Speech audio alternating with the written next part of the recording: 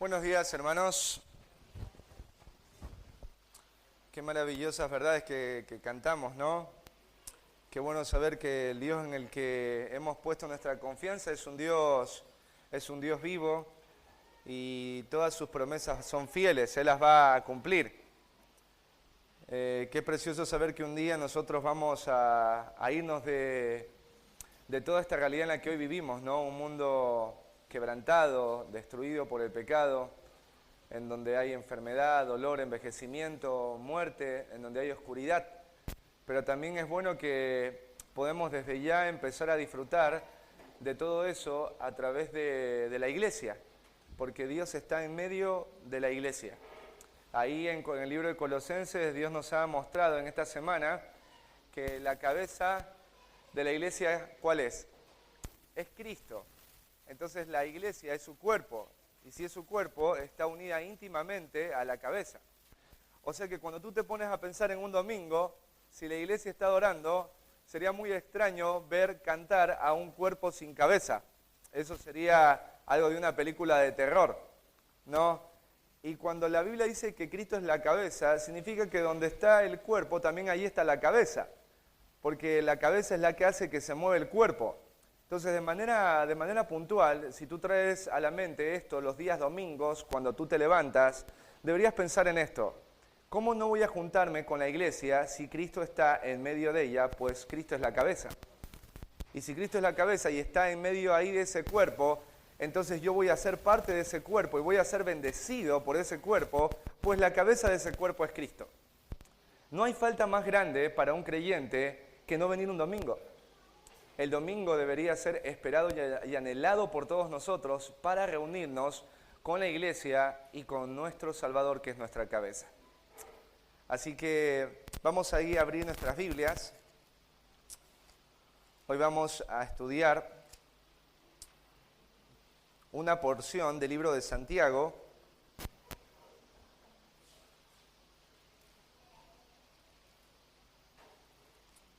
Hemos nosotros puesto un título a todas las series que se están tocando durante estos domingos y son relaciones que glorifican a Dios. Relaciones que glorifican a Dios. Tu comportamiento o tu conducta con otros debería traer la gloria a Dios. Así es como funciona la vida cristiana o debería funcionar la vida cristiana. La gente debería ver nuestras relaciones dentro de casa, fuera de casa, dentro de la iglesia, fuera de la iglesia, como la muestra o el reflejo de la obra del Espíritu Santo en medio de nosotros. Así que las relaciones para Dios son muy importantes, muy importantes. Así que vamos a estar estudiando ahí el libro de Santiago, porque en el libro de Santiago se le está escribiendo, les voy a dar un poquito de contexto. El escritor del libro de Santiago fue uno de los medios hermanos del Señor Jesucristo, que después, obviamente, él creyó en Jesucristo, vio a Cristo resucitado, y Santiago después se convirtió en una de las columnas o líderes más influyentes de la iglesia ahí en Jerusalén. ¿A quiénes fue enviada esta carta? Bueno, los destinatarios fueron judíos, no había gentiles, eran judíos, pero eran judíos que habían abrazado la fe cristiana, habían reconocido a Cristo como el Salvador. Y estos judíos, que ahora eran creyentes, se habían dispersado a causa de la persecución de cristianos. Así que Santiago le está escribiendo a este grupo de hermanos que habían sido dispersados a causa del nombre de Cristo. La mayor parte de la congregación era gente pobre y de clase social baja. Cuando tú te pones a pensar en cuál es uno de los libros más antiguos del Nuevo Testamento, bueno, este libro es el más antiguo del Nuevo Testamento. Así como en el Antiguo Testamento el más antiguo se cree que es el libro de Job. Así que este sería el libro más antiguo del Nuevo Testamento. Incluso acá, la palabra que usa Santiago para referirse a la comunidad de creyentes no es iglesia, sino sinagoga. Ponte a pensar en cómo estaba la iglesia en este momento. En este momento el canon no estaba completo. Ellos no tenían el Nuevo Testamento como tú y yo lo tenemos para guiar sus vidas. para poder, ¿no es cierto?, entender cómo vivir el cristianismo. Ellos no lo tenían. Por eso era tan importante que Santiago, a través de la obra del Espíritu Santo, les escribiera esta carta para mostrarles un tema principal, que es el que construye el hilo de pensamiento de todo el libro. O sea, este es como el corazón del libro. Este pensamiento está en cada texto que tú lees en el libro de Santiago, y ahí cuando lo estudiemos como iglesia, en el mes de abril tú lo vas a descubrir. ¿Cuál es el hilo conductor o el tema teológico de Santiago? Que la fe debe ser manifestada a través de un comportamiento y vida santa. Ese es el hilo. O sea, la fe tiene que reflejarse. Tu fe tiene que verse, ¿sí? Y tiene que verse a través de una conducta y comportamiento sabio. La fe que no se ve es una fe vana, es una fe inservible, ¿sí? No es una fe salvífica. Y eso es lo que en un momento puntualmente Santiago va a explicar a los creyentes. Si tú eres creyente, entonces debería suceder algo. No sé si en algún momento ustedes han visto o saben lo que es un faro de luz. ¿Qué es un faro? Bueno, es una torre alta, muy alta, que está en las costas, o sea, cerca de la playa, cerca de los lugares donde navegan barcos. Y son sumamente altas. En Arabia Saudita, por ejemplo, hay un faro, y este faro mide 133 metros. Imagínate lo que debe ser, 133 metros. ¿Y por qué es tan alto?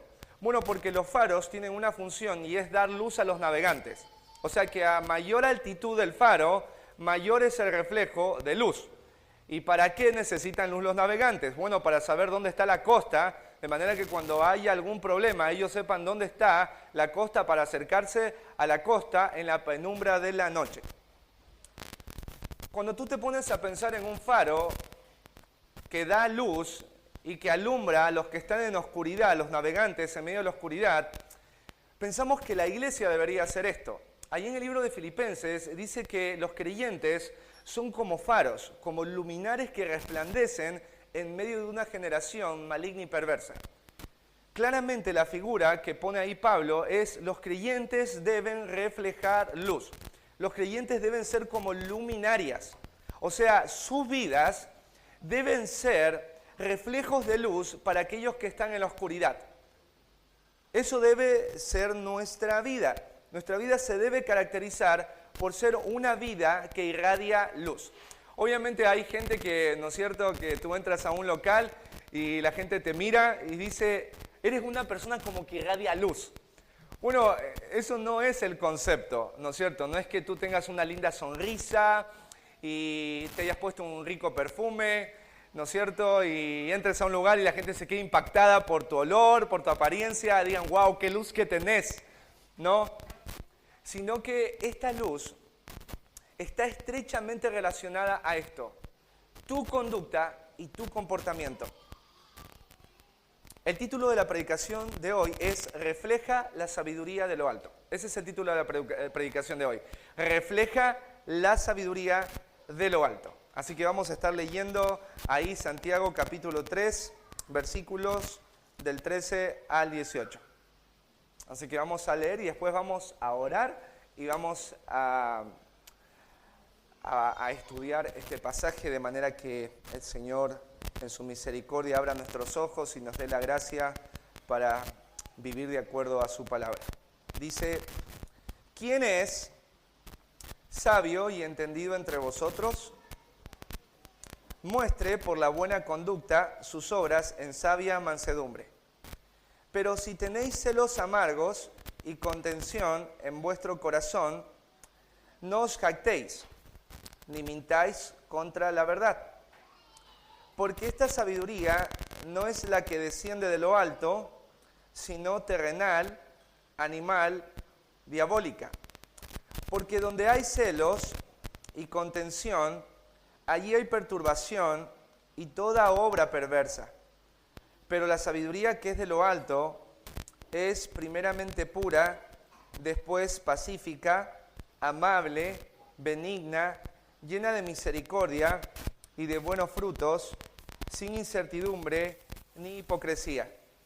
Y el fruto de justicia se siembra en paz para aquellos que hacen la paz.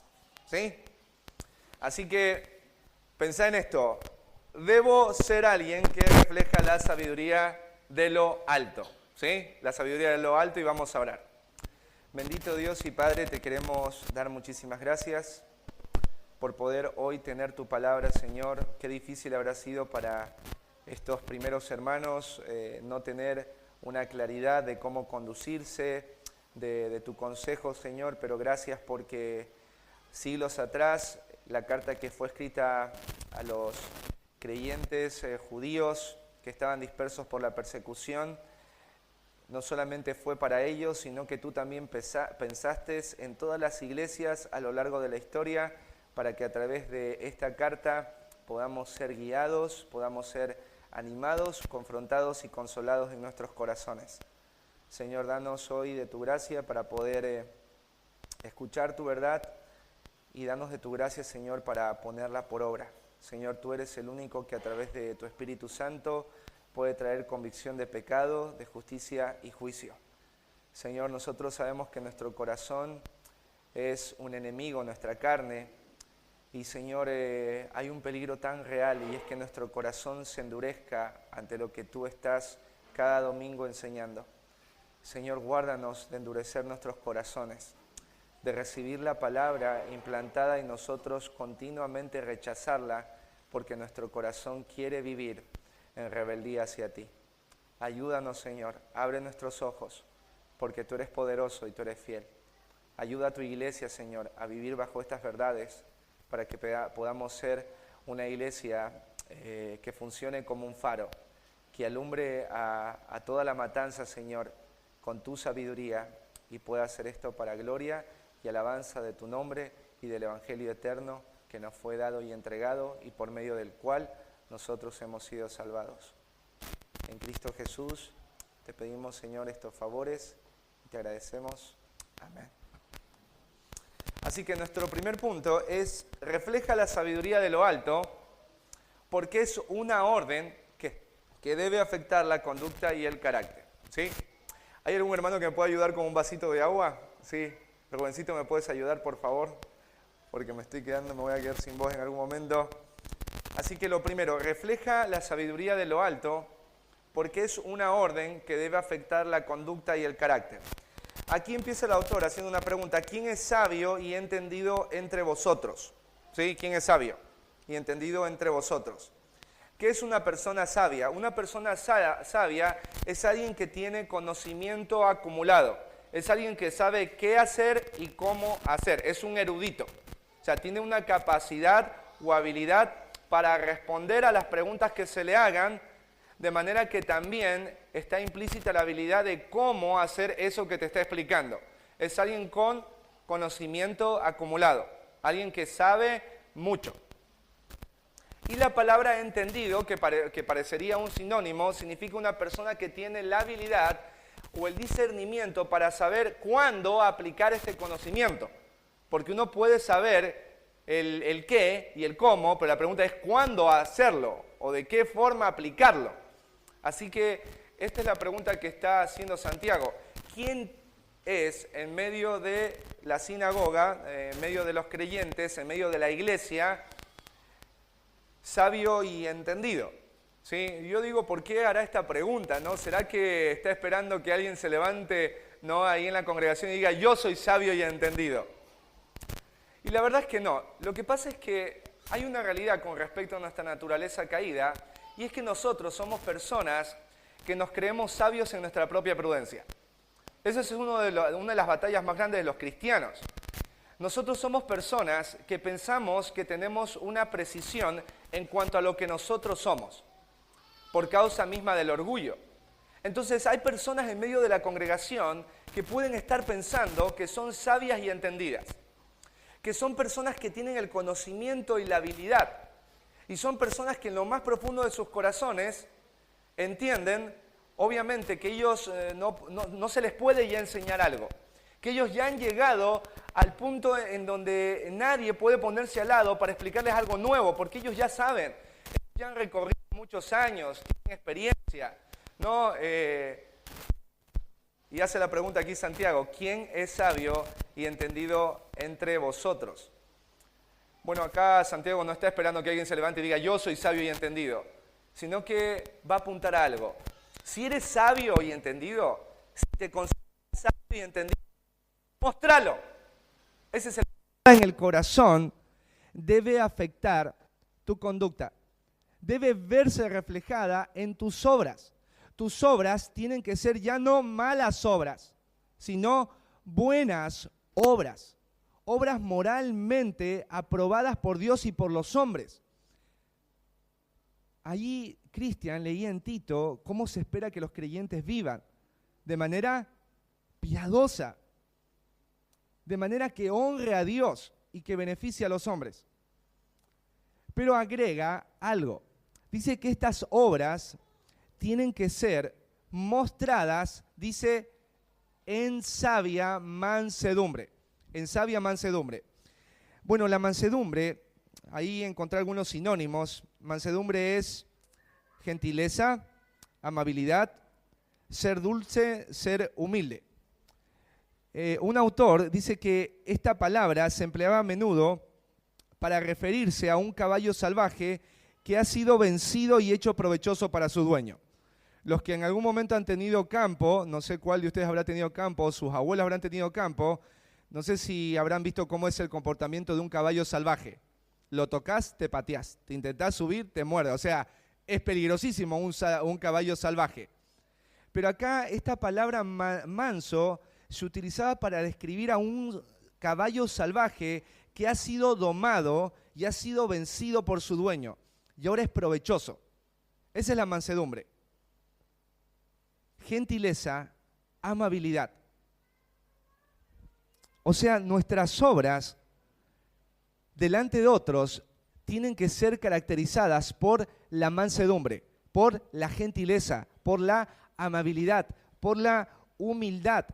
Nuestras obras deben caracterizarse por ser tiernas y dulces. Eso es lo que espera Dios de cada uno de los que son creyentes. Esto es lo que espera Dios de la comunidad cristiana, que se refleje tu entendimiento y tu sabiduría a través de obras que estén caracterizadas por la mansedumbre, o sea, el carácter y el comportamiento. Tu carácter y tu comportamiento tiene que estar como ingrediente principal dominado por la mansedumbre. ¿Viste cuando alguien se emocionó en un puchero y le echó un montón de sal? Y vos probás, vos dices, ¡fua! Esto sabe a pura sal. Nuestras vidas deberían estar bañadas, nuestro carácter, nuestro comportamiento, la forma en que respondemos a otros, nuestras reacciones tienen que ser con mansedumbre. Con mansedumbre. Tiene que haber mansedumbre. No importa cuán enojado estés, no importa cuán indignado estés, no importa la situación cuán compleja sea, muestre por sus buenas obras, dice, en sabia mansedumbre, por la buena conducta sus obras, en sabia mansedumbre. Tienes que reflejar la sabiduría y el entendimiento de Dios a través de un comportamiento y conducta sabia. Mira, esto de la mansedumbre está en otras partes de la Biblia. Jesús dijo, bienaventurados los mansos, porque ellos recibirán la tierra por heredad. O sea, solo los mansos son aquellos que entrarán al reino de Dios. Aquellos que no sean mansos, que no sean amables, gentiles y tiernos, no tienen probabilidad de entrar al reino de los cielos, no son parte del reino. Estarán en la parte donde hay lloro y crujir de dientes. Bienaventurados los mansos, los gentiles, los amables, los que no son salvajes, sino que han sido domados por la obra del Espíritu Santo para ser de provecho para Dios y su obra. Ahí también en otra parte de la Biblia, dice ahí en 2 de Corintios 10:1,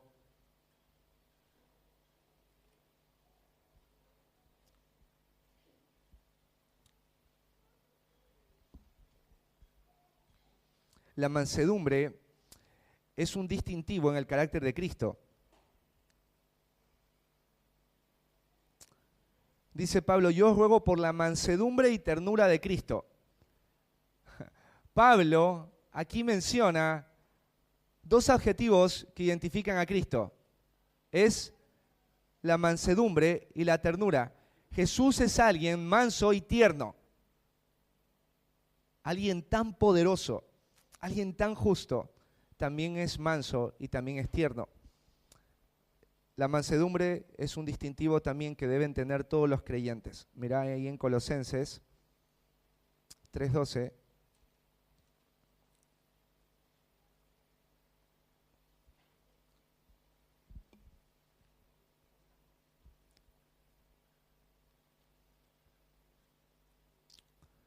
Dice, vestíos pues como escogidos de Dios, santos y amados, de entrañable misericordia, de benignidad, de humildad, de mansedumbre, de paciencia. O sea, esta palabra vestite también es una orden y tiene íntimamente este concepto. Haz que en tu carácter se vea reflejado, como eres escogido de Dios, estas características, las cuales una de ellas es la mansedumbre. Esto es algo que debe cultivarse en el carácter de una persona. Una persona pendenciera, irascible, peleona, pleiteona, camorrera, ¿sí? No se, o sea, es inconcebible como alguien que cree en Cristo. Porque acá es una orden de que los creyentes se atavíen, se pongan, reflejen, cultiven un carácter manso, amable, tierno, dulce. Vestíos, dice, como escogidos de Dios, santos y amados. ¿Sí? Lo dice ahí. ¿Por qué es importante lo que Santiago está diciendo? Volvamos ahí a Santiago.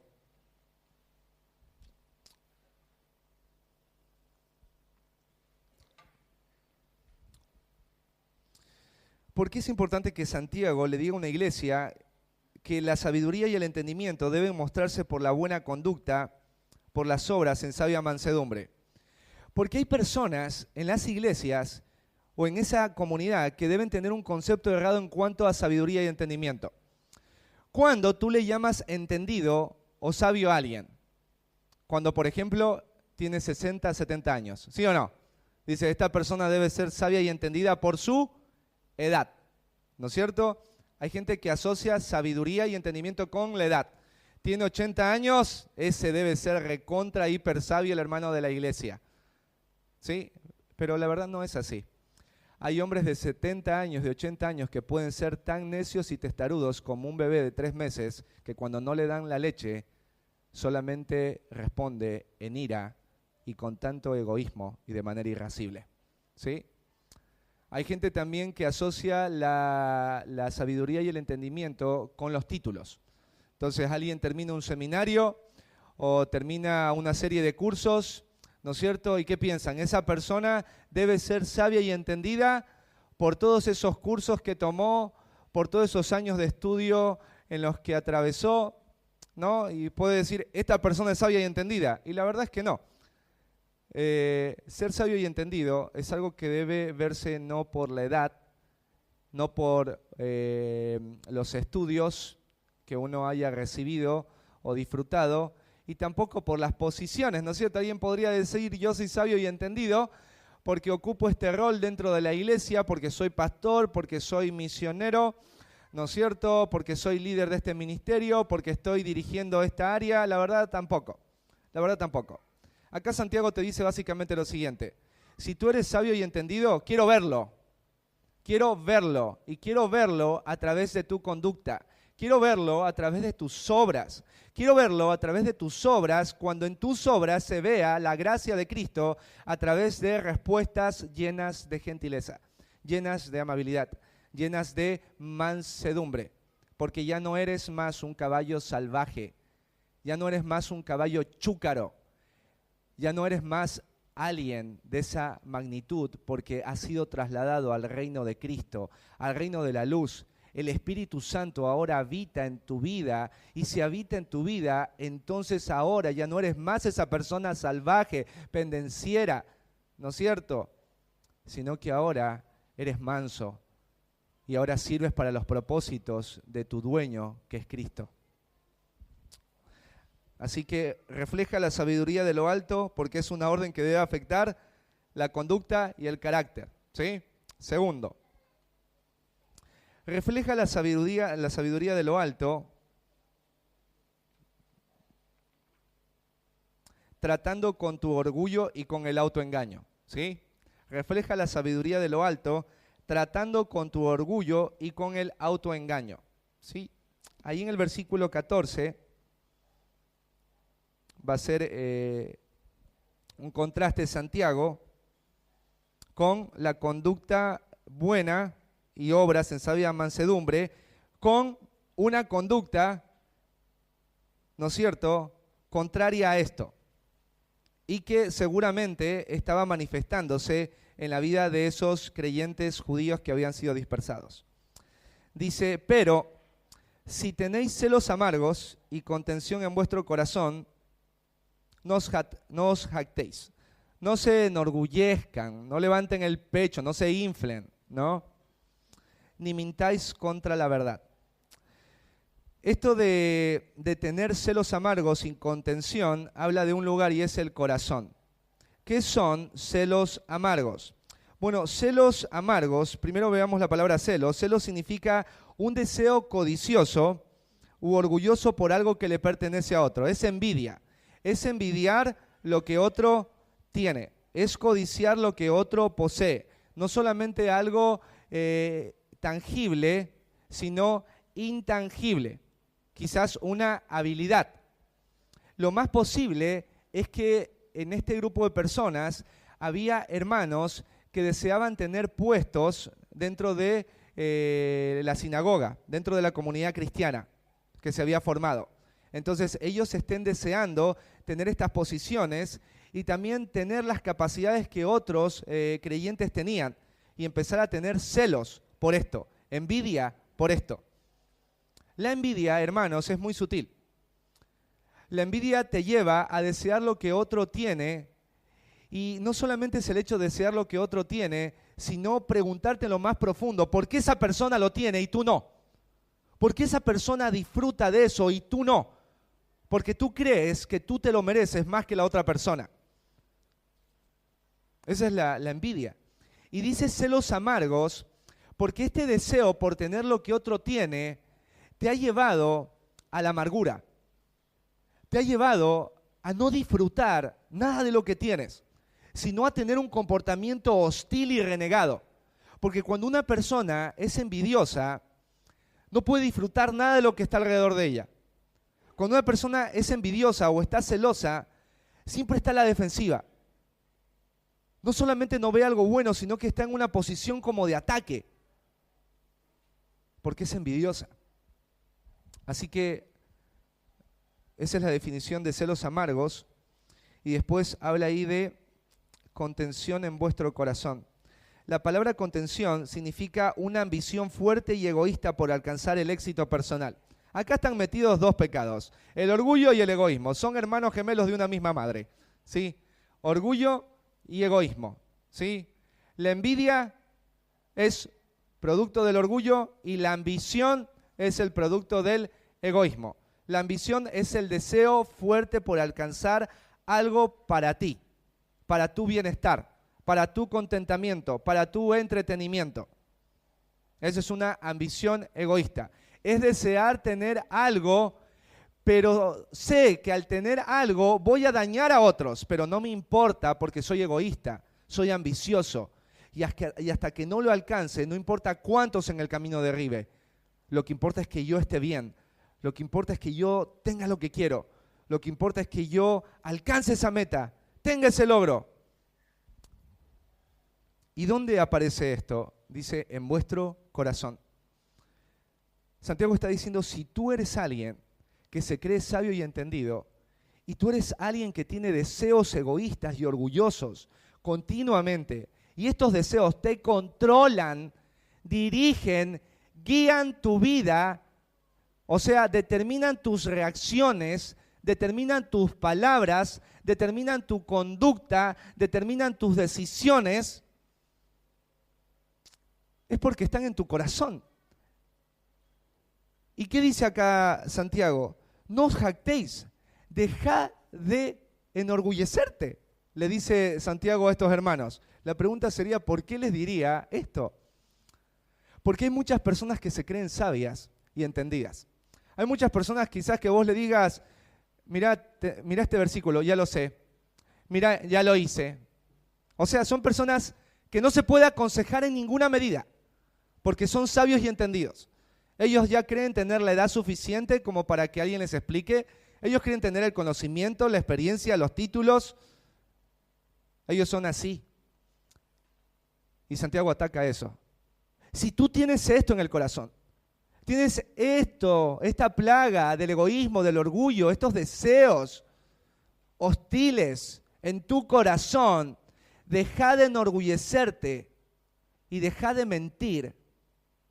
¿Mentirle a quién? A otros y a ti mismo. Porque hay mucha gente que tiene esto en el corazón, querido hermano. Quizás tú acá lo puedes tener. Y quizás tú lo tengas en el corazón y pienses que tú eres espiritual. Y pienses que estás bien con Dios. Y acá está diciendo Santiago algo. No, eso no es verdad. No te enorgullezcas. No te jactes. No te jactes. No infles el pecho. No mientas contra la verdad. No te autoengañes. Porque hay autoengaño. Si esto le estaba pasando a hermanos cristianos en esa época, es posible que también esté pasando acá, en esta iglesia y en nuestros corazones. ¿Qué dice la Biblia en cuanto a alguien que tiene celos amargos y contención en el corazón? Bueno, en Primera de Juan dice, el que dice que está en la luz. Mirá, en Primera de Juan 4:20, 2:9, perdón.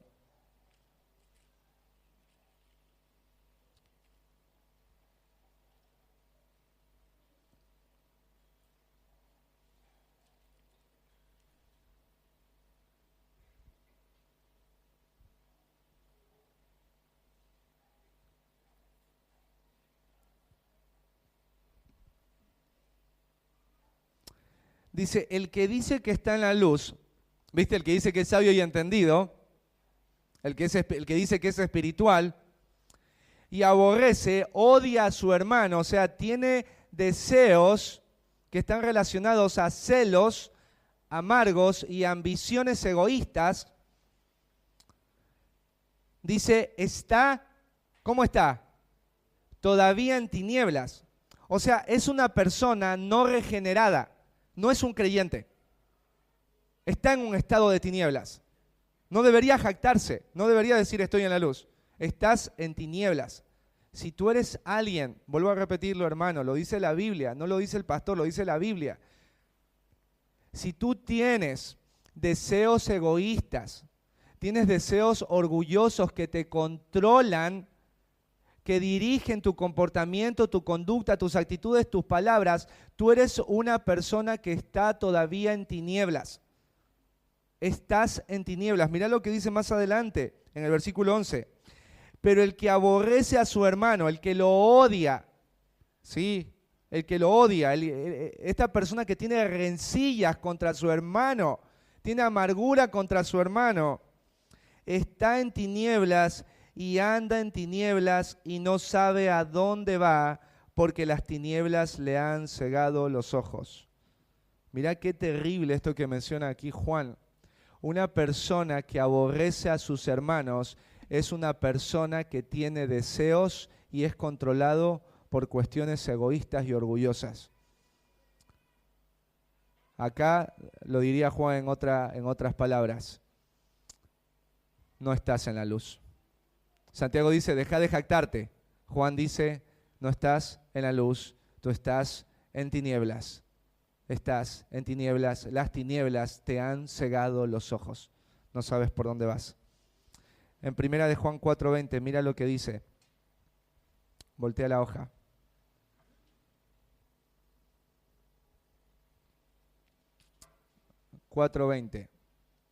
Dice, si alguno dice yo amo a Dios, y aborrece a su hermano, ¿qué dice?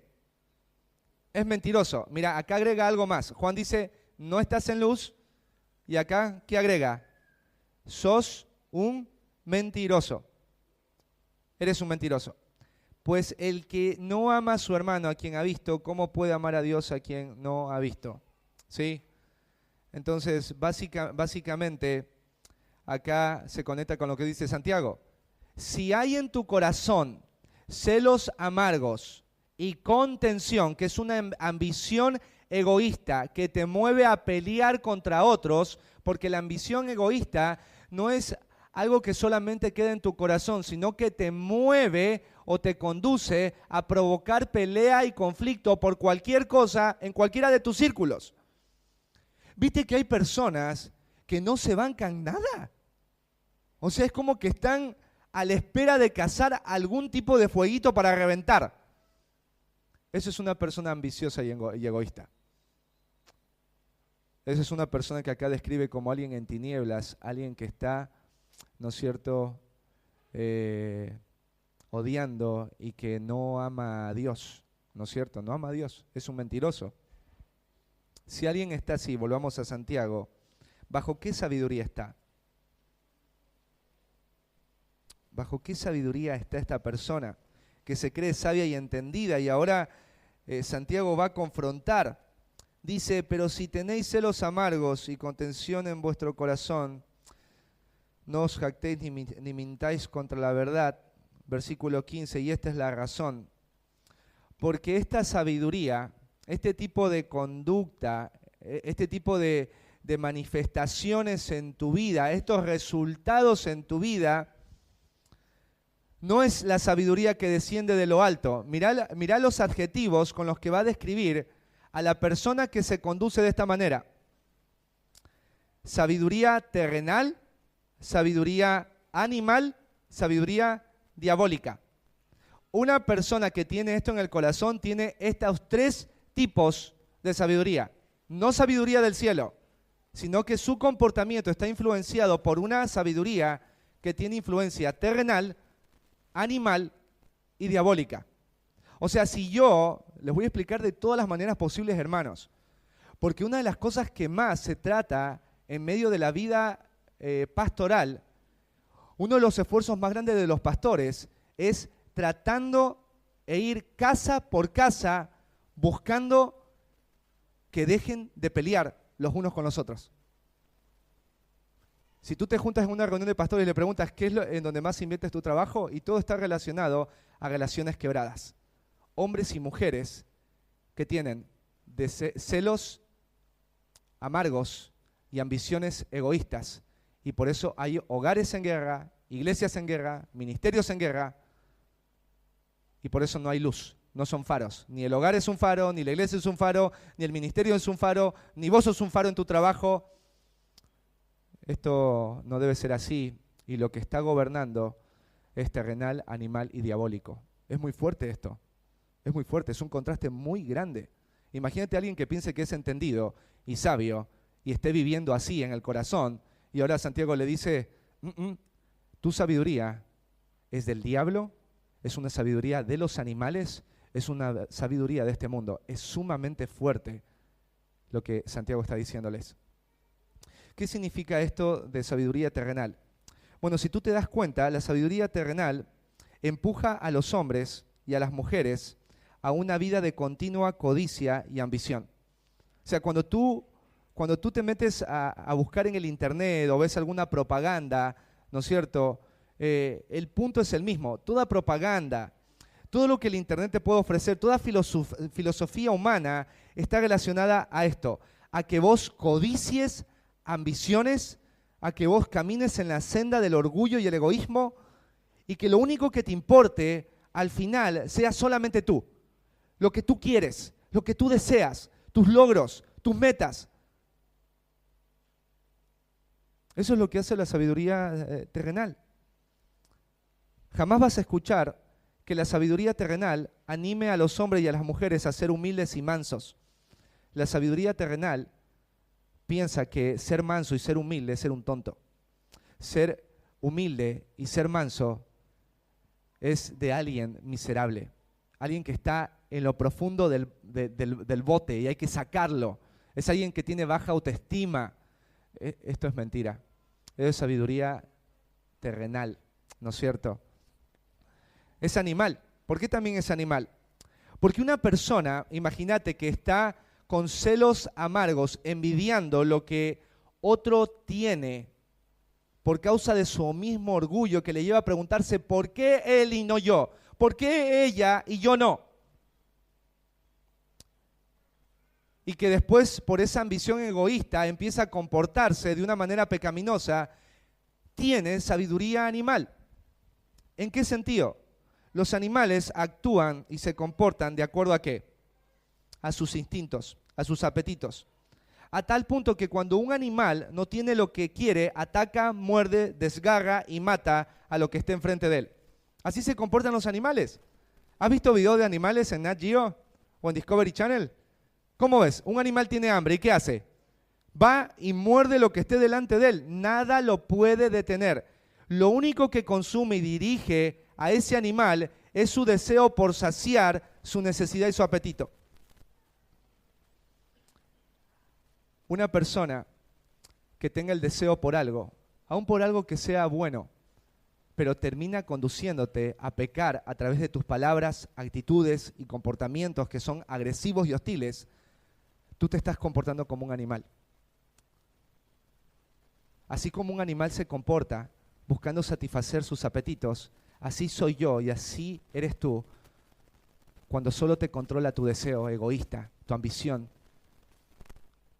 Esto es lo que dice Santiago. Tú no eres sabio y entendido si estás así, sino que estás siendo guiado como un animalito. Ponte a pensar en los animales. Ellos tienen hambre, se meten a tu tacho de basura, riegan todo, ensucian todo y desordenan todo sin pensar en nadie más que en su estómago.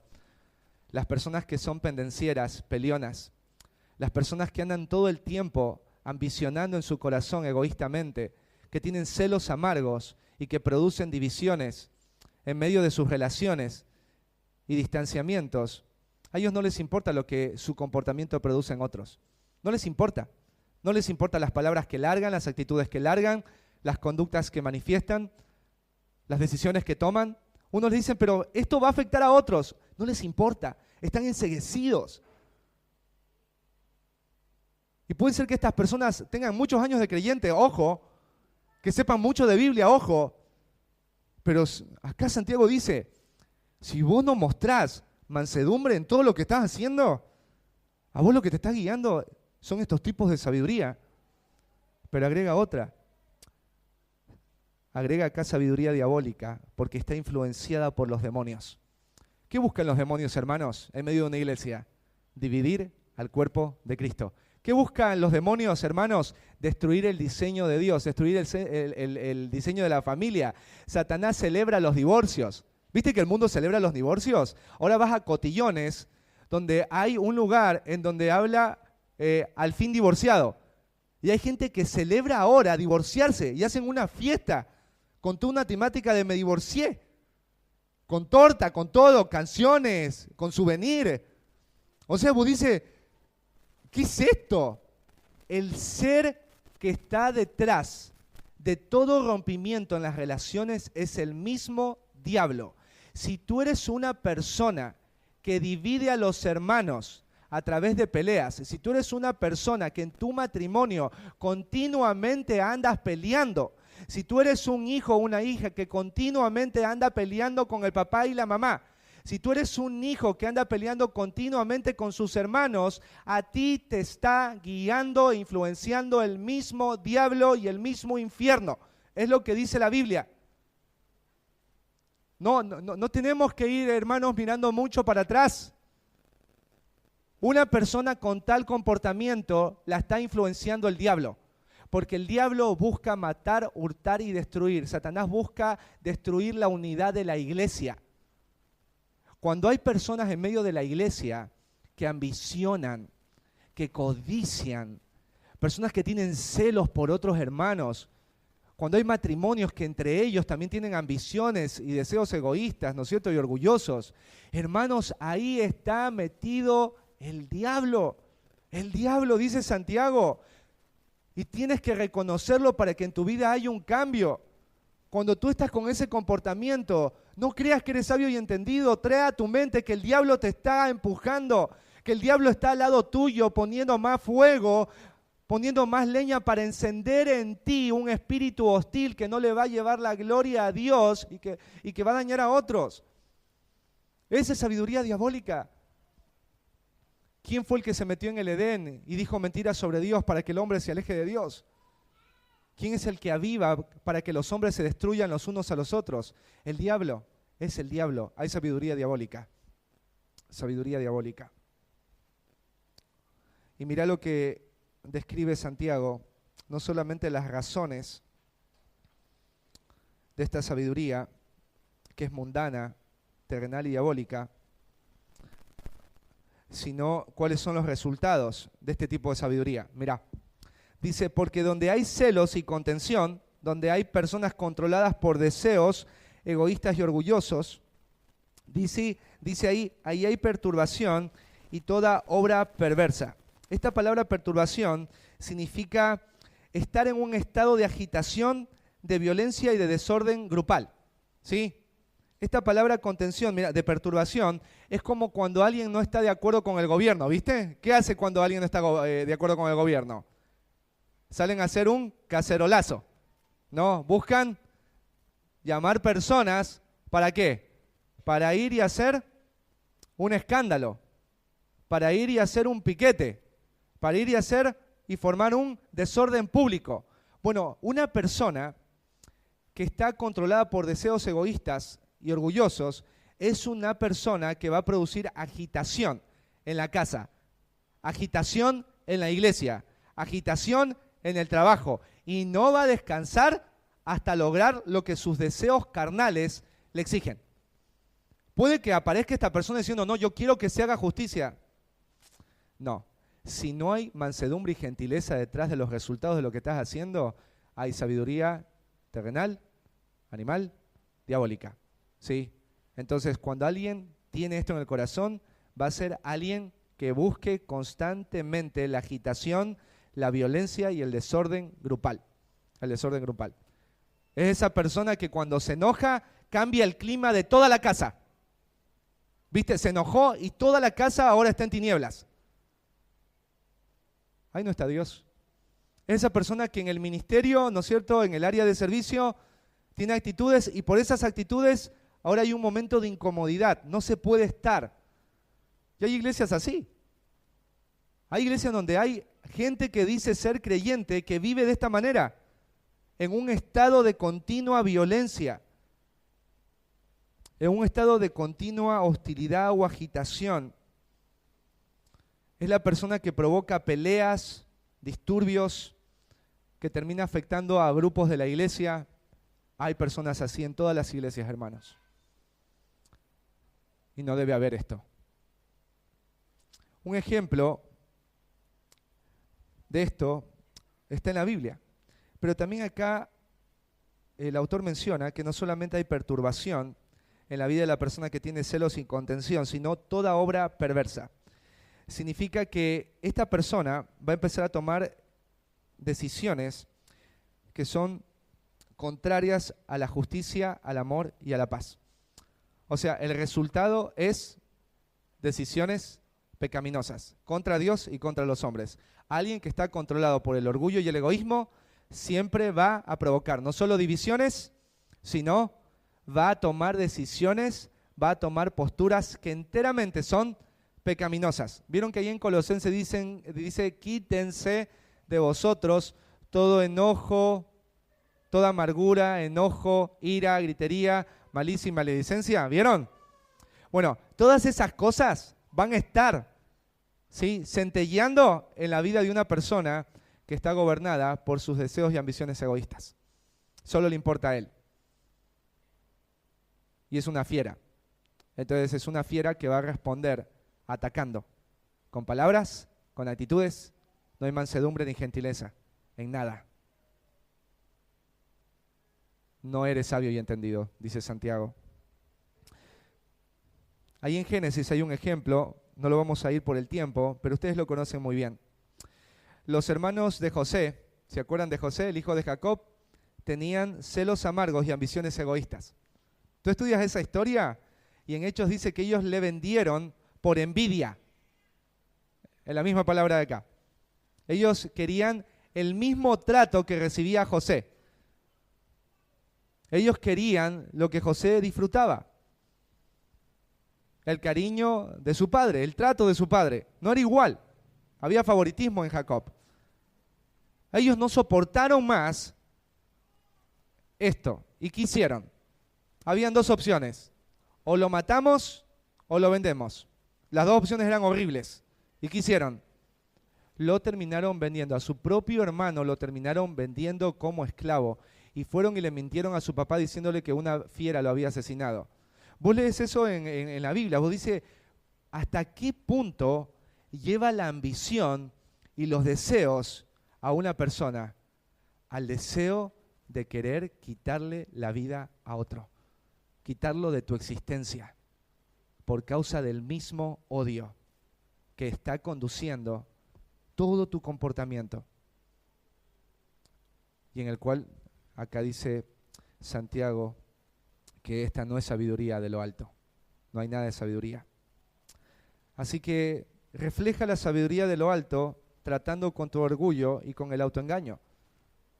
Tienes que reconocer que si tú tienes esto en tu corazón y te estás comportando de esta forma, y estos son los resultados de comportarte así, deja de engañarte a ti mismo y deja de mentir contra la verdad.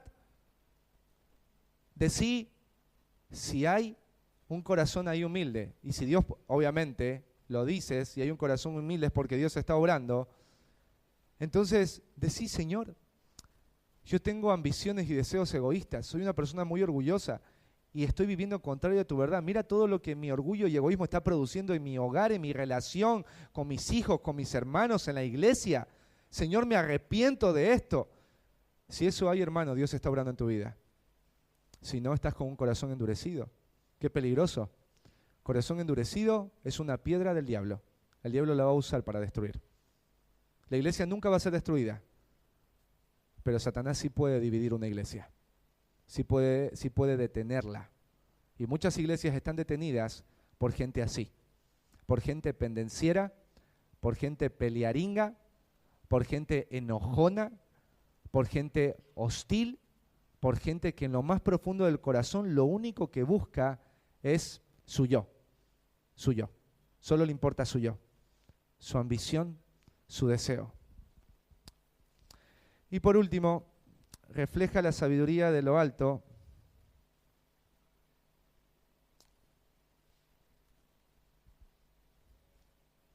entendiendo lo que la sabiduría es y lo que ella produce. Debemos entender, para reflejar la sabiduría debemos entender cómo es la sabiduría, ¿no es cierto?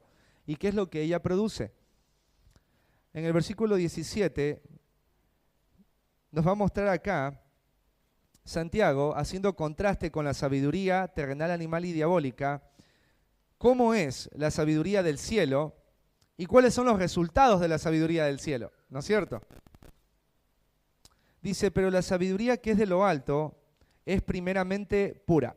La palabra pura tiene que ver con algo que no tiene fallas o defectos, está libre de contaminaciones.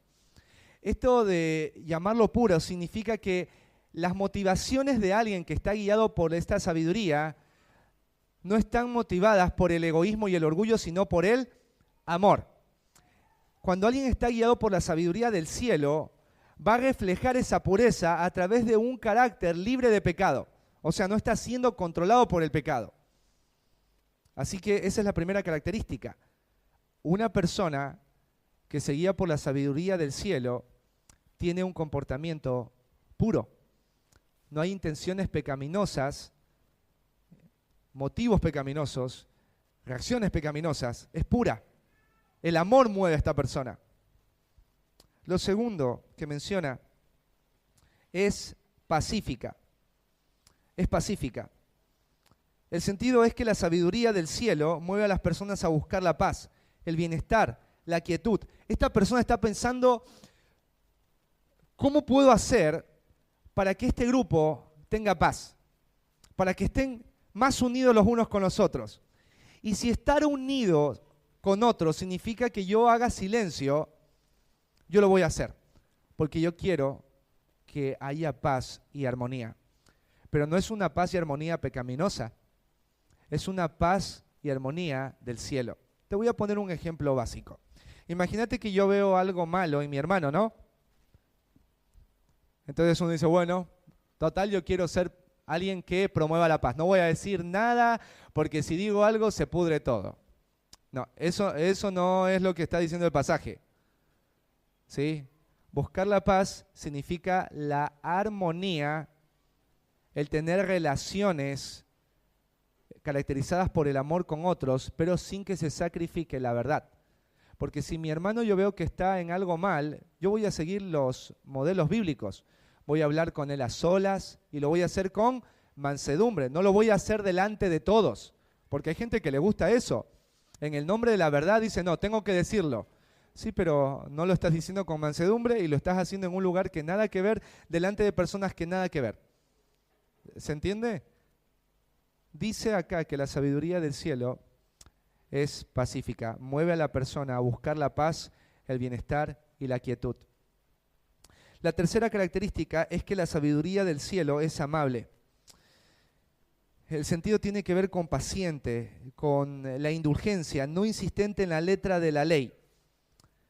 Esto de amable significa que tú vas a pasar por alto los errores que otro está cometiendo y lo vas a hacer a causa de la misma gentileza y amabilidad. El punto es de alguien que no está como buscando que alguien esté fallando en lo mínimo para ir en ese momento y acusarle. Porque hay gente dentro de las iglesias o aún dentro del hogar que están esperando la mínima, el mínimo error de la persona que está al lado para empezar una nueva pelea. Es como que les gusta vivir así. O sea, no hay esto de paciencia, no hay esto de pasar por alto la ofensa. Y obviamente cuando es la sabiduría del cielo, Dios te da la gracia para saber qué pasar por alto y qué no pasar por alto. Pero cuando hay sabiduría del cielo, debe haber esto, debe haber amabilidad. No soy un policía mirando en qué momento mi hermano, mi hijo, mi esposo, mi esposa, mi hija, mi abuelo se equivocan para yo ahí y el hachazo. Porque eso es una persona que es pendenciera. Los fariseos no eran así, hermanos. ¿Se acuerdan cuando Jesucristo sanó a una mujer encorvada? ¿Qué hicieron? Ya ahí hicieron un escándalo. Ellos estaban siempre buscando en qué momento apuntar a alguien para acusarlo y provocar una pelea. ¿Se acuerdan cuando los judíos estaban mirando a Jesús, que estaba en los campos de trigo con sus discípulos comiendo? ¿Se acuerdan? ¿Qué dijeron los fariseos? Mirá, comiendo en día de reposo.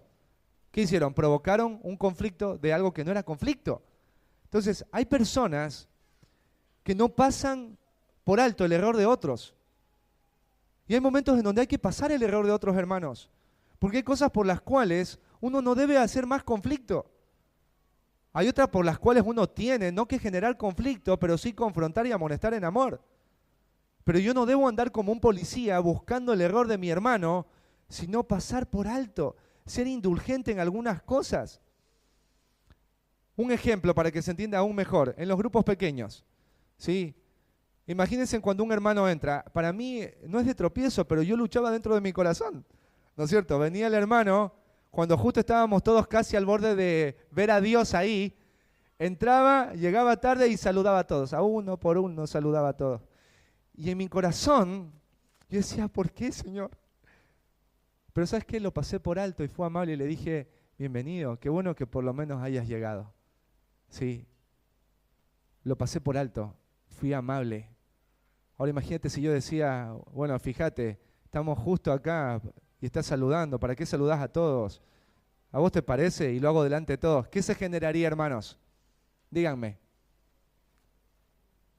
se generaría un conflicto, una pelea que no edificaría a nadie en nada y que terminaría siendo usada por el diablo para desanimar. ¿Sí o no? Bueno, uno tiene que ser amable. Esto hace la sabiduría del cielo. Es benigna. El sentido es estar dispuesto o abierto a adoptar otra posición o creencia. Es alguien que está dispuesto a ceder o a ser persuadido. ¿Sí? Alguien benigno es alguien que, imagínate que un día estamos acá y decimos, ¿a dónde vamos a jugar fútbol? Y dice, tiene que ser en la cancha de acá del 46.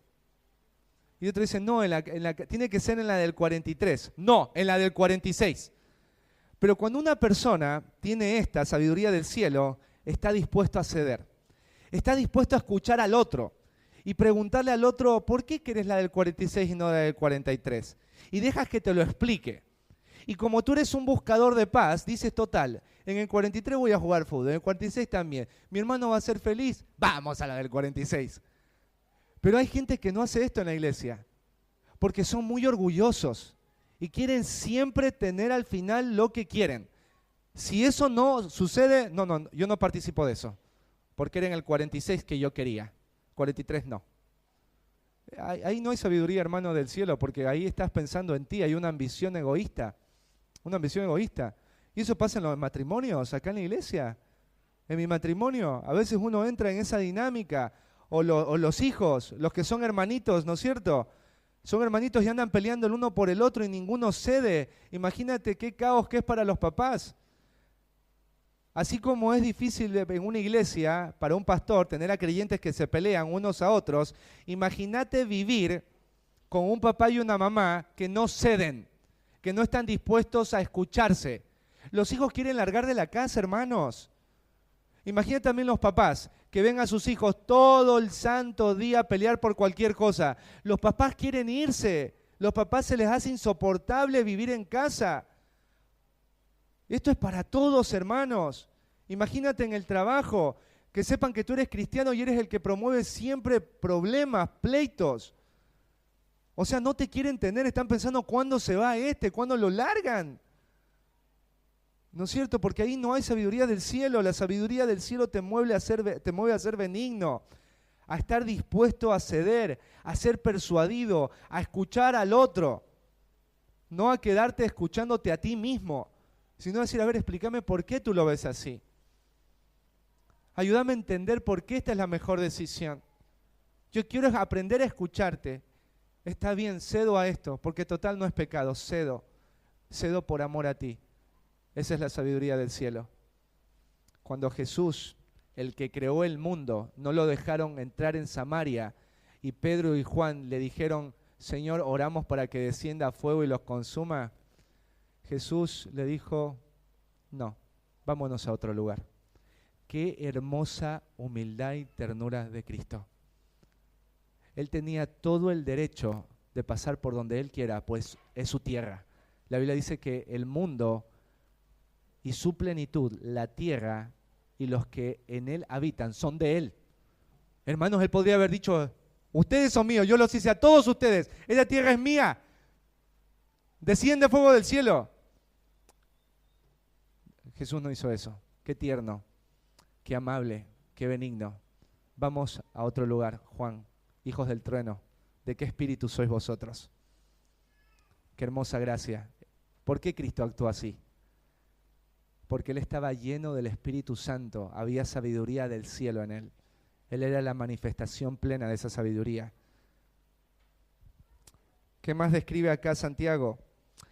Es amable, benigna, dice llena de misericordia. No dice, me encanta porque no dice misericordiosa, dice llena de misericordia. ¿Qué es la misericordia? Es no darle a otro el castigo que merece.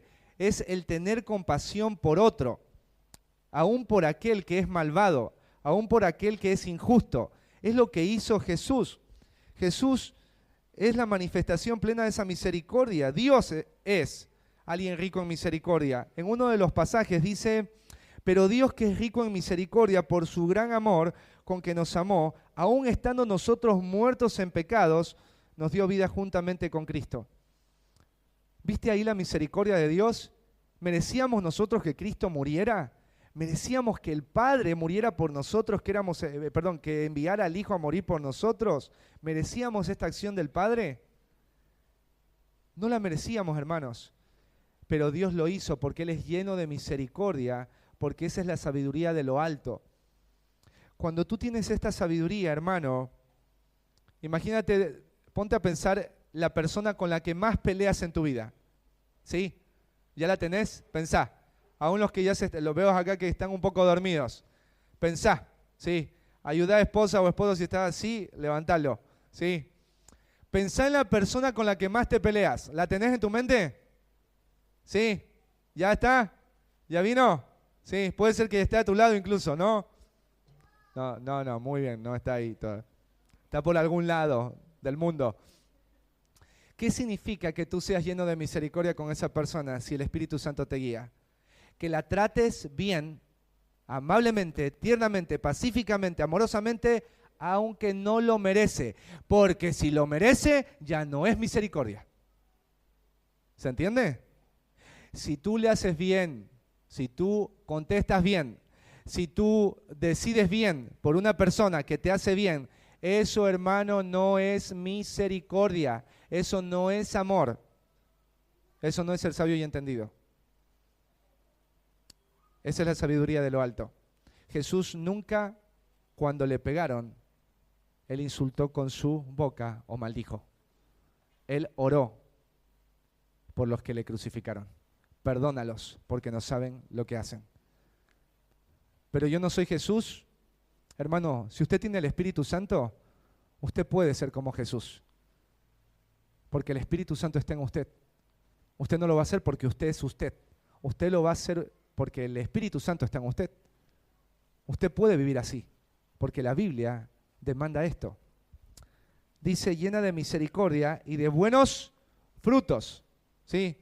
¿Vieron la compasión? La compasión, uno puede decir, ay, mira, necesita ayuda mi enemigo, mi vida, pobrecito, voy a orar por él. No, hermano, acá le agrega, llena de misericordia y de buenos frutos. O sea que la misericordia te debe llevar a un resultado. ¿Qué son los frutos? El resultado de la semilla, de una semilla que creció, brotó, creció, y ahora hay un resultado, es un fruto. ¿Cuál es el resultado que se espera en una persona que tiene compasión y misericordia? Bueno, que se vea esa misericordia a través de actos llenos de bondad. Por eso lo explica acá. Lleno de buenos frutos, de buenos resultados, que sea beneficiosa para aquel que estás extendiendo misericordia. Tienen que haber actos de misericordia. La misericordia no es algo que vos sientes. La compasión no es solamente algo que queda en tu corazón y que te duele ver a alguien dolerse, sino es aquella que te mueve a darle lo que necesita, que se extiende en un comportamiento que va a beneficiar y va a ser útil a la persona que no merece esa misericordia. Dios no tuvo misericordia y se quedó ahí mirando cómo pobres, cómo van a estar tan perdidos y van a ir al infierno. Dios no dijo eso. Esa misericordia se manifestó a través de ¿quién? De una ofrenda que tú y yo no merecíamos. Y era el Padre derramando su ira sobre el Hijo. Qué ejemplo tan tremendo de la misericordia cuando se manifiesta en un buen fruto. Y le agrega, sin incertidumbre ni hipocresía. Esta palabra incertidumbre significa sin favoritismo, porque hay gente que es misericordiosa con unos y con otros no. Cuando usted es misericordioso con A y no es misericordioso con B, usted no es misericordioso, porque la misericordia es abarcativa. Significa que si usted es misericordioso, usted va a hacerlo con A, con B, con I, con J y hasta con Z. Por eso dice, sin incertidumbre, sin vacilación, no hay favoritismo. La misma compasión que tengo para mi hijo la voy a tener con mi esposa. La misma compasión que tengo con mi vecino la voy a tener con mi hermano de la iglesia. La misma compasión que tengo, misericordia con mis sobrinos, la voy a tener también con los hijos e hijas de mis hermanos. Y dice, ni hipocresía. O sea, no tiene incertidumbre y tampoco hipocresía. Significa que no es fingida, que es sincera en sus afectos. ¿Sabes por qué esto es interesante? Porque los fariseos, por ejemplo, hacían actos de bondad. Los que han leído la Biblia, ¿se acuerdan qué actos de bondad hacían los fariseos? Uno de esos era ir a las casas de ¿quiénes? De las viudas. ¿Sí? ¿Y qué hacían ahí en las casas de las viudas? Hacían largas oraciones. Uno diría del fariseo, visualmente uno ¿qué diría? Ese hombre tiene misericordia. La Biblia dice en el Antiguo Testamento que hay que asistir a las viudas. Mirá el fariseo, qué piadoso. Pero Jesús, ¿qué dijo? Dice, ustedes, hipócritas, dice, se adueñan de los bienes de las viudas, está en otra traducción, y como pretexto hacen largas oraciones. Ellos no estaban extendiendo misericordia, tenían motivos ocultos, tenían máscaras, estaban motivados por algo, y era su propia ambición. Hay gente que es re buenita con otros, pero ¿para qué? Para sacarle provecho de algo. Por eso acá lo está mencionando Santiago. Sé misericordioso con otra persona, dale lo que no merece, pero no esperes nada a cambio. No seas hipócrita, no tengas motivos ocultos. Que lo único que te mueva es el amor que le tienes a aquel que es tu enemigo. Porque se espera que nosotros amemos a nuestros enemigos. Pero lo que dice en el versículo 18 me dejó a mí con los ojos así abiertos. No lo entendía cada vez que lo leía, pero ahora que lo estudié, es increíble. Dice, y el fruto de justicia se siembra en paz para aquellos que hacen la paz. Este fue el versículo que más me costó, porque no lo entendía. El fruto de justicia se siembra en paz para aquellos que hacen la paz. Mirá, los creyentes están llamados a ser buscadores de paz, a ser pacificadores, ¿sí? A buscar tener relaciones armoniosas y buenas con todos los que están a su alrededor. O sea, si tú eres un creyente en casa, ¿con quién tienes que tener buenas relaciones y armoniosas relaciones? Con tu esposo y tu esposa, con tus hijos, con tus padres, con tus hermanos, con la gente de tu laburo, con la gente de la iglesia, con todos, con tus familiares incluso. Con todos tenés que tener buenas relaciones, porque tienes que ser un pacificador. Entonces, si tú eres un pacificador, porque ahora Cristo está en tu vida, entonces eres alguien que continuamente va a sembrar la paz. Vas a ser un sembrador de paz. A los que les gusta sembrar palta, si vos siembras palta, ¿qué te va a salir de fruto? Palta, no naranja, palta. Y tienes que, ¿no es cierto?, laburar para que produzca un fruto. Los creyentes tienen que ser personas que laburen, que se esfuercen para ser sembradores ¿de qué? De la paz. De la paz. O sea, yo debo proponerme esto como creyente, desde que me levanto. Señor, dame de tu gracia para que hoy yo sea un pacificador con mi esposa, con mis hijas, con mis hermanos, porque yo no sé con qué me encuentre hoy, Señor. Tengo que sembrar la paz. Bancarme, ¿sí? No dejar que estas emociones y deseos egoístas salvajes me controlen. Siembro la paz, Señor, la siembro. Y cuando siembras la paz va a producir un fruto. ¿Y qué es? Dice acá Santiago. Y el fruto de la justicia se siembra en paz. O sea, para que haya fruto de justicia se debe de sembrar paz. Para aquellos que hacen la paz hay este fruto. Esta palabra justicia tiene que ver con la salvación y la vida eterna. O sea que el punto es este, que las personas que buscan sembrar la paz tendrán como fruto o como resultado la vida eterna y la salvación. Las personas que no siembran la paz no tendrán como fruto la justicia, no tendrán salvación, no tendrán vida eterna. Mira qué interesante. Te lo voy a explicar de otra manera.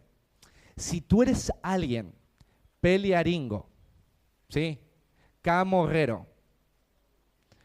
Acá le llaman también de mecha corta, pendenciero, ¿sí? Enojón. Escúchame.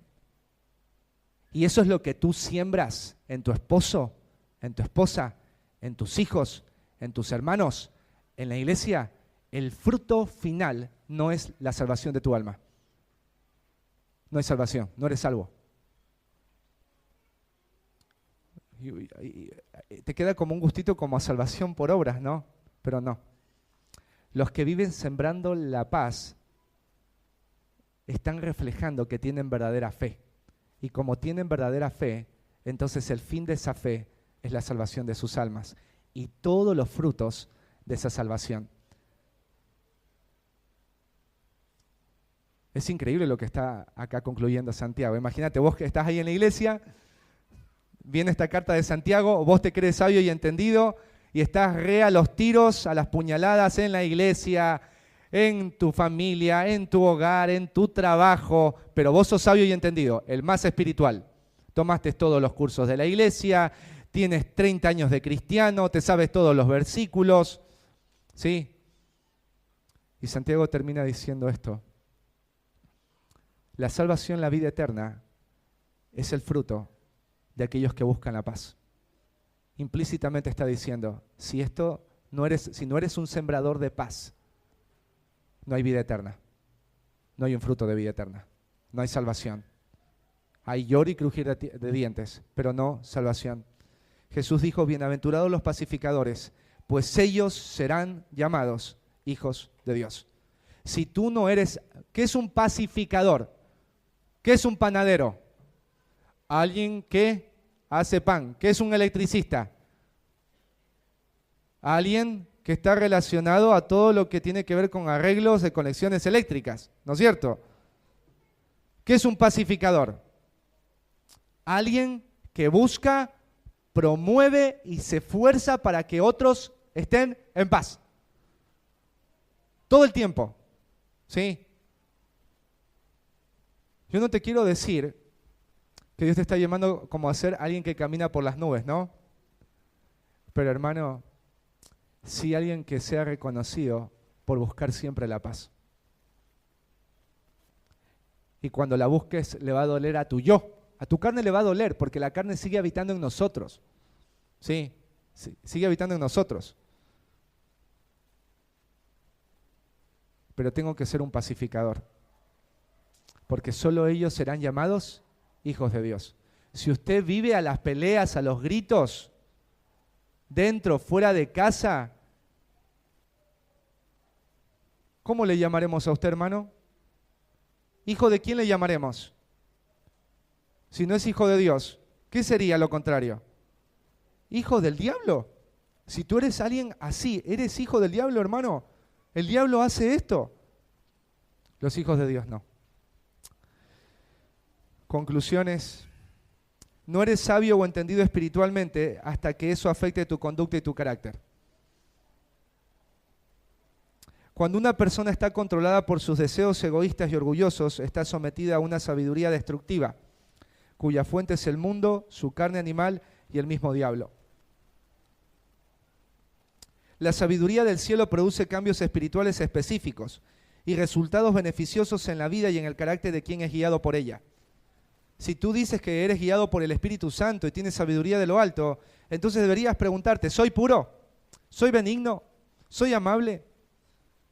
¿Soy pacífico? ¿Soy lleno de misericordia? ¿Hay favoritismo? ¿Hay hipocresía? ¿Hay buenos frutos? Deberías hacerte esa pregunta. ¿Qué tipo de sabiduría, hermano, está guiando tu vida? Con tu esposo, ¿qué tipo de sabiduría te está guiando a ti? ¿Es sabiduría divina o sabiduría terrenal, humana y diabólica? Con tu esposa, ¿qué sabiduría está guiando? Niños de la iglesia que tienen hermanos, ¿qué sabiduría está guiando sus vidas? Porque los niños de la iglesia yo los quiero incluir acá, los niños de la iglesia, porque los niños de la iglesia también necesitan salvación. Si tú eres un nene de la iglesia y estás sentado hoy acá y estás todo el tiempo peleando con mamá, con papá, con tu hermanito, con tu hermanita, con los niños de la iglesia, niño de la iglesia, te está guiando ahí el diablo, te está guiando ahí la sabiduría de este mundo, la sabiduría de los animalitos, te estás comportando como un animalito. ¿Sí? Hay padres que también pelean con sus hijos. Padres bochincheros, piqueteros. Tú puedes tener como padre la razón, pero la razón no te da el derecho de no ser manso, gentil y amable. Si tú eres un padre así, no te está guiando la sabiduría del cielo. ¿Qué sabiduría está guiando tu vida en tu trabajo? ¿Qué deseos en tu vida te están controlando? ¿Qué ambiciones egoístas tienes? ¿Qué celos amargos tenés? ¿En el matrimonio hay eso? ¿Entre los hermanitos hay eso? Y todos lo sabemos, en la iglesia hay eso. ¿Por qué a él sí le dieron esto y a mí no, que estoy tantos años? Hay eso, hermanos. ¿Qué deseos hay hoy en tu vida, ambiciosos, egoístas, que te están controlando? Cuando hablas, cuando reaccionas, ¿hay pureza? ¿Hay amabilidad? ¿Hay benignidad? ¿Hay misericordia? ¿Hay resultados beneficiosos y edificantes? ¿Por causa tuya hay un poco más de paz en tu casa? ¿Por causa tuya hay un poco más de paz en la iglesia, en el trabajo? ¿Hay paz? ¿Eres alguien caracterizado por buscar la paz y seguirla o por buscar el conflicto y la pelea? Pregúntale a la gente que te rodea, hermano. Es hora. Escucha, es hora porque está en juego tu salvación. Si no eres un sembrador de paz, no hay fruto de justicia, no hay fruto de salvación. Pregúntale a tu esposo, pregúntale a tu esposa. ¿Vos crees que soy alguien que siembra la paz o la discordia y la pelea? Así, de una. Si vos le preguntás y tu esposo o tu esposa te contestan, ¿no es cierto? Eres alguien que siembra la pelea y te enojás, ya está. Ya está, o sea, vos mismo ya lo estás manifestando solito. Es más, si haces esta conversación, grabala. ¿Sí? Grábense, si es que pueden. Pregúntenle a sus hijos. Hija, ¿yo soy alguien que busca sembrar la paz o soy alguien que siempre anda en conflicto y en constante pelea? Pregúntale a tus hijos, pregúntale a los hermanos que te conocen con los que compartes. Hermano, pregúntense, pregúntense. Estén abiertos a que otros te ayuden a ver lo que vos no querés ver. No te mientas más, no te enorgullezcas más, porque Dios resiste a los soberbios y da gracia a los humildes. Y si no eres este tipo de persona, hermano, Cristo vino a rescatar y a salvar a los perdidos. Si tú eres ese caballo salvaje que nadie puede detener, que pelea, muerde, patea, ¿no es cierto? Grita, araña, mata, destruye. ¿Sabes qué? Jesús dijo algo: si el Hijo os libertare, seréis verdaderamente libres. Para Cristo no hay imposibles. La persona más peleona puede convertirse en la persona más mansa. Moisés era un hombre que asesinó, pero la Biblia lo describe como el hombre más manso que hubo en la tierra. Porque el Espíritu Santo que está habitando en medio de los creyentes sí cambia a la persona, sí cambia. Yo me niego a pensar que usted o yo tengamos el Espíritu Santo y sigamos viviendo así, con perturbación en el corazón y llenos de malicia, de enojo, gritería, amargura y todo ese tipo de bichos. El Espíritu Santo entonces no está. Y si está, entonces muestra por tu buena conducta tus obras en sabia mansedumbre y darle la gloria a Dios siendo un sembrador de paz, para que tus relaciones puedan glorificarle. Amén. Vamos a ponernos de pie.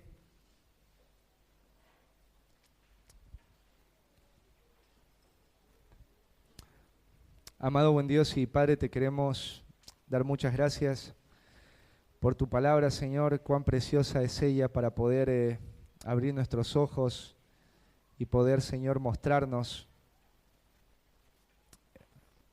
cómo debemos conducirnos en medio de nuestras relaciones con otros.